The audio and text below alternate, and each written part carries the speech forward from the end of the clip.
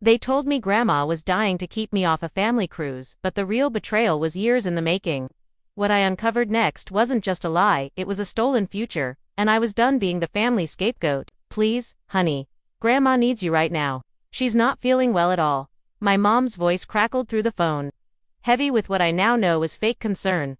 I was in my Indianapolis apartment, sitting beside 3 suitcases, freshly packed for our long-awaited family cruise. My heart sank. Of course I'll stay, I said without hesitation. The cruise isn't important if Grandma needs help. Those words would come back to haunt me. My name is Tara Smith, and I'm 28 years old.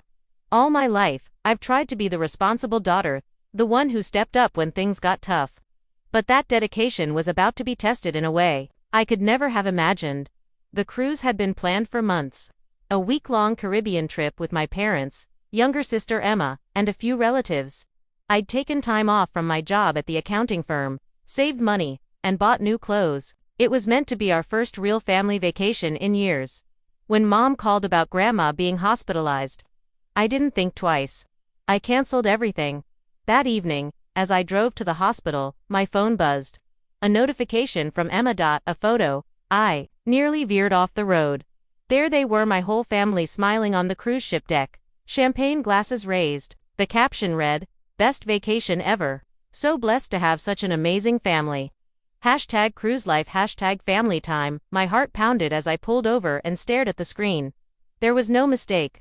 My parents, Emma, my aunts and uncles, everyone except me. They had lied.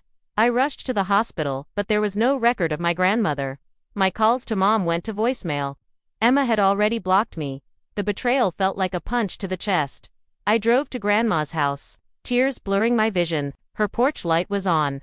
When she opened the door, her face filled with concern. "Tara, what's wrong, sweetheart?" I collapsed into her arms. As we sat in her living room, I told her everything. The cruise, the lie about her health, the photo. She looked horrified.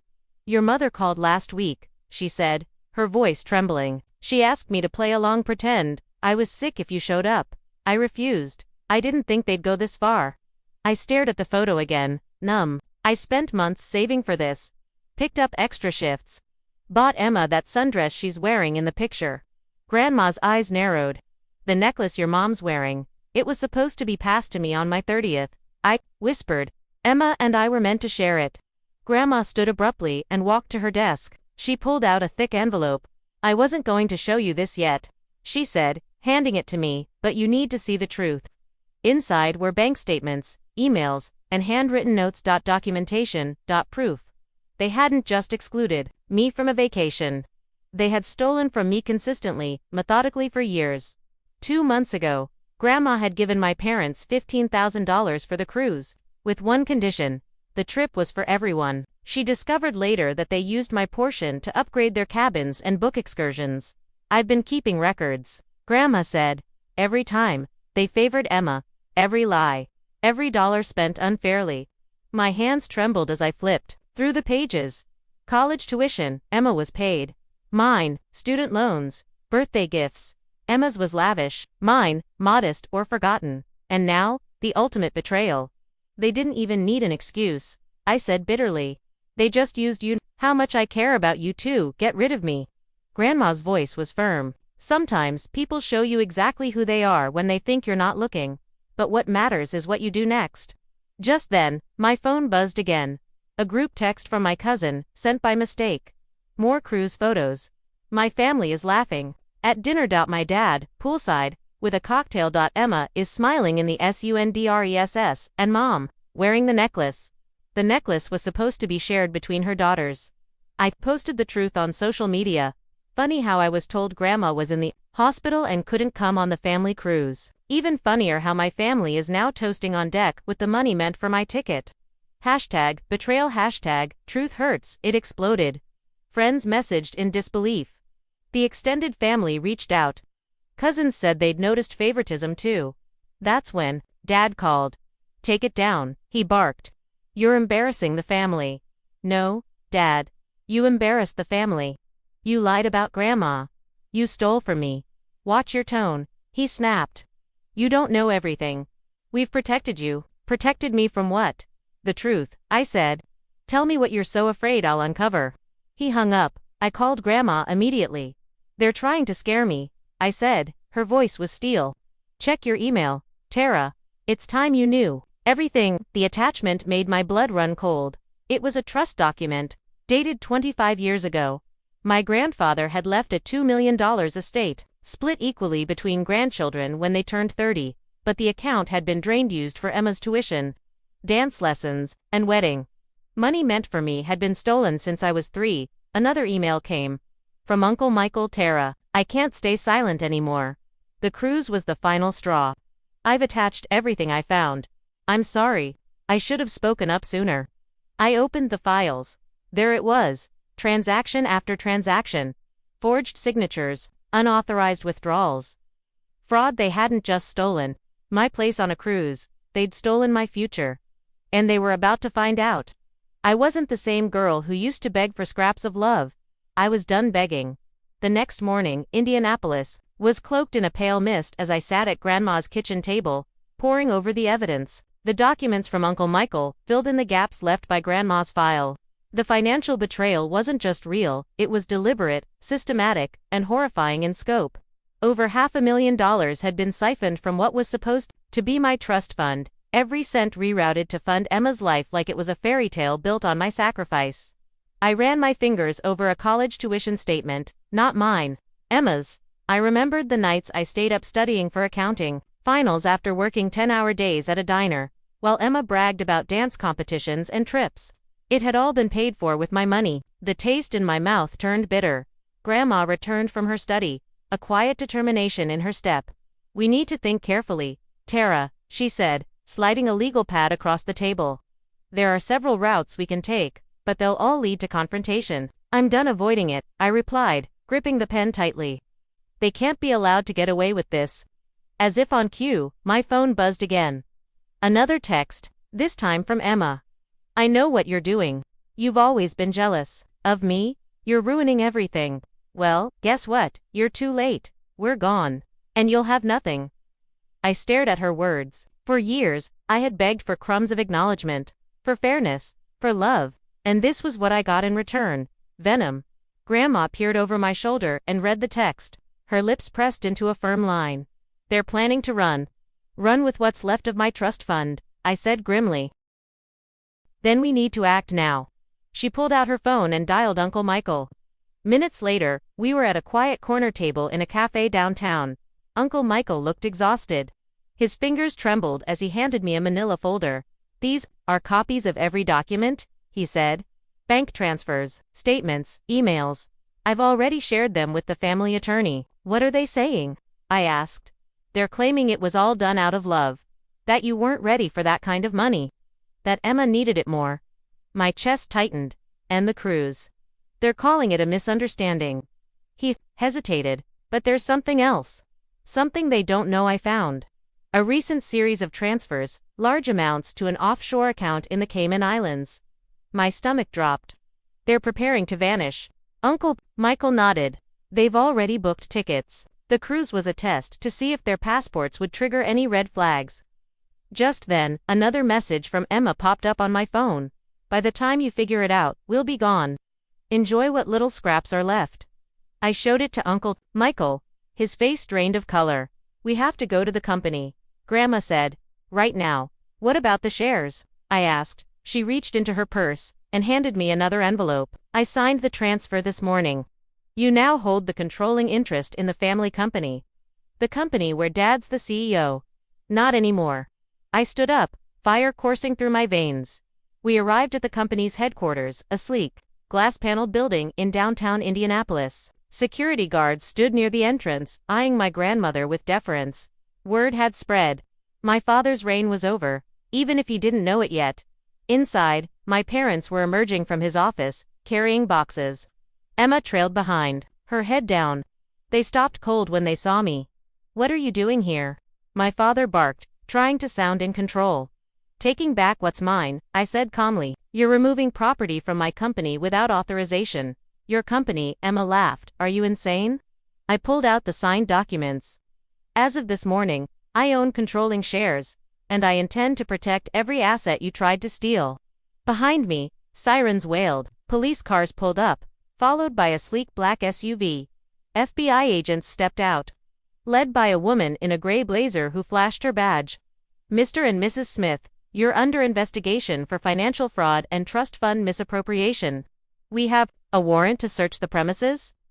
My father turned to Grandma, stunned. You called the feds on your daughter. No, she said. Tara did. I just handed over the proof. Emma tried to flee, but an agent stepped in front of her. Not so fast. We'll need your passport. My mother's face twisted in fury. You ungrateful child. After everything we did for you. No, I replied coldly. You did everything for Emma. I was just the afterthought. Over the next week, investigators uncovered years of embezzlement, the offshore accounts, the forged documents. Even falsified medical bills were used to justify withdrawing money from my trust. Emma broke first. She took a plea deal, handing over information and evidence in exchange for immunity. She agreed to testify against our parents who were now facing multiple felony charges. It should have felt like a victory, but all I felt was exhausted. I returned to Grandma's house one evening to find her sitting in the garden, pruning roses. You did well, sweetheart, she said. You stood your ground. I didn't want this, I whispered. I just wanted to be included, loved, treated fairly. Grandma nodded, eyes misty. Sometimes, justice doesn't feel like a win. It feels like survival. Inside, my phone buzzed. An email from our company's lead attorney. The audit had revealed another layer, a secret fund hidden under my father's name. Millions that weren't just taken from me, but from employees' pensions and retirement savings. This wasn't just family betrayal anymore. This was a criminal enterprise. The attorney's message was clear. I would need to take full control of the company immediately. I stared at the screen, my pulse thudding. The truth had taken everything from me, but it had also given me something I never thought I'd have: power. The next Monday morning dawned gray and heavy with rain. As I stood in front of the tall mirrored windows of the Smith & Klein building formerly run by my father, I felt a strange calm settle over me.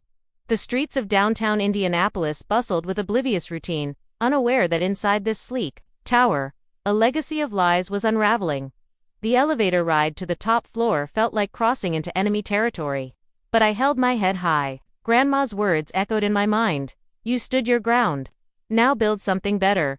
Inside the executive conference room, board members sat stiffly.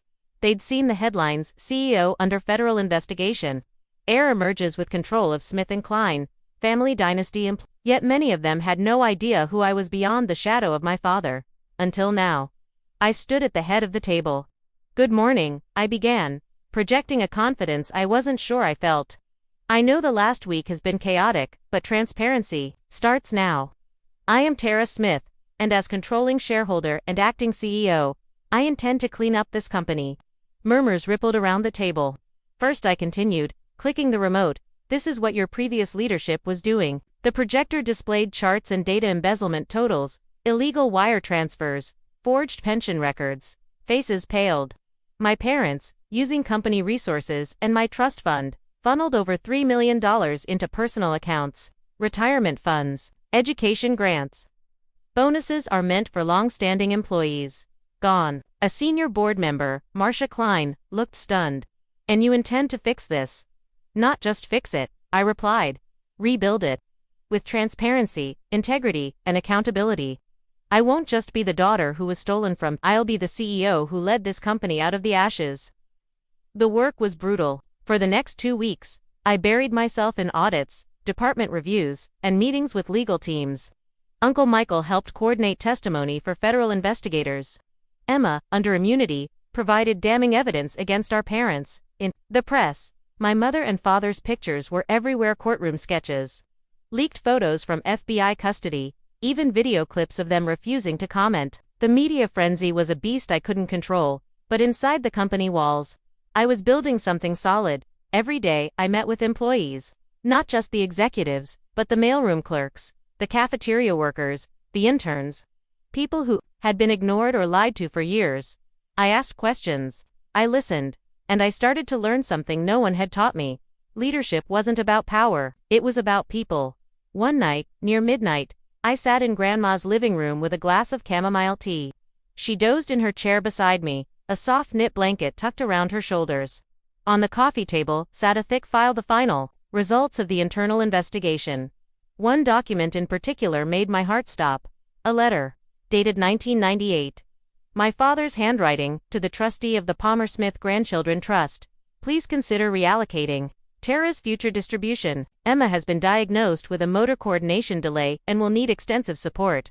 Tara is thriving academically and socially. I believe it's in the family's best interest to prioritize Emma's future well-being. The report confirmed what I'd already suspected.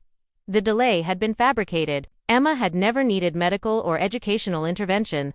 It had been a ruse to divert the money. For years, they had told me I was paranoid, too sensitive, and selfish for wanting equality. But now I had the truth in black and white. The next day, Emma showed up at the office. I wasn't expecting her. She looked different, pale, deflated, like a balloon left in the sun. "I don't know why I came," she said. "I guess I wanted to see it. This place." I nodded slowly. "You're allowed to visit. You're just not allowed to steal from it anymore." She flinched. "I'm not here to fight. I didn't realize it would end like this." "Did you think it wouldn't?" Her silence was answer enough. "Do you remember the dress I helped you pick out for the cruise?" I asked. She nodded. "You smiled that day, told me you couldn't have done it without me. Then you blocked me on social media and toasted to family without me." She looked ashamed. "I thought you'd be okay with it. You always are." I swallowed the lump in my throat. "Not anymore." The company launched its scholarship program for employee families later that month. We also hosted our first all-hands meeting in over a decade, with me standing front and center. "We're not just rebuilding Smith & Klein," I said into the microphone. "We're rewriting what this company stands for. This isn't about revenge, it's about responsibility. We owe it to the people who were overlooked, just like I was." Thunderous applause echoed through the atrium. Later that day, Grandma joined me in my new office. The skyline stretched behind us, gray and dramatic. "Your grandfather would have been proud," she said, placing her hand on mine. "I wish he could see it." "He can," she said with a smile. "Through you." We watched the rain fall together, silent and strong. But peace didn't last long. That evening, a private message landed in my inbox. No sender name. Just a burner address. "Tara, what you uncovered is only part of the story. Your father had partners, investors, people who knew and stayed quiet. The trust wasn't just misused, it was manipulated. Tracked. Ask Uncle Michael about 2003. Ask him about the Sutter Ridge account." I reread the message 3 times. What else was there? Was this story even mine anymore? Or just the beginning of a deeper legacy of secrets? I called Uncle Michael immediately. He didn't answer. Then I checked the family trust document again. Buried in the footnotes was a single name I hadn't noticed before. Sutter Ridge Investments, secondary beneficiary executor. I had no idea who they were, but I was about to find out. The message about Sutter Ridge consumed me. The name didn't appear anywhere in company files.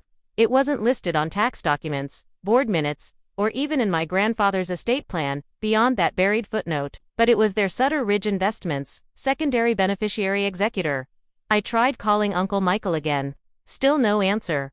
At 6:42 p.m., I drove to his house. His car was in the driveway, lights on, but he didn't come to the door. Finally, after repeated knocks, he opened it slowly. He looked like he hadn't slept in days. "Why didn't you tell me about Sutter Ridge?" I asked before he could speak. His shoulders slumped. He stepped aside, letting me in. "I was hoping you'd never have to know," he said quietly.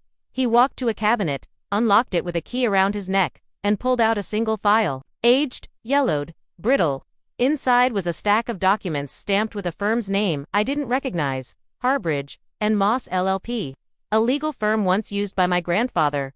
Sutter Ridge, Uncle Michael said, was a dummy company, created to shield the trust's secondary beneficiaries in case of family fallout.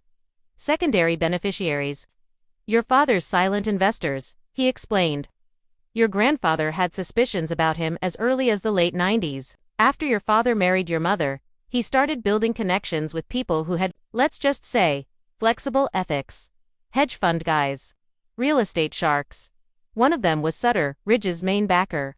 When your grandfather died, your father manipulated the trustee role and gained access to that fallback account. I stared at the signatures on the paperwork. The same names appeared again and again, one of them familiar. Raymond E. Keller. That name. Uncle Michael nodded. He's on the board of 3 companies your father partnered with. Also co-signed your college loan documents, without your knowledge. I felt dizzy. My education had been a prop and a long con.